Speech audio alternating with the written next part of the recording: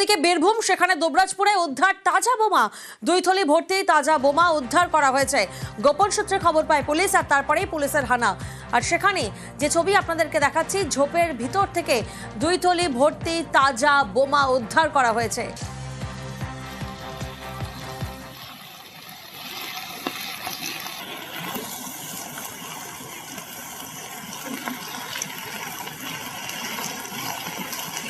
প্রতিনিধি সুপ্রতিম এই মুহূর্তে আমাদের সঙ্গে রয়েছেন। সুপ্রতিম, বোমাগুলি নিষ্ক্রিয় করে বম্ব স্কোয়াড, তবে কি উদ্দেশ্যে কারা এই বোমা মজুত করেছে, কি জানা যাচ্ছে পুলিশের তদন্তে?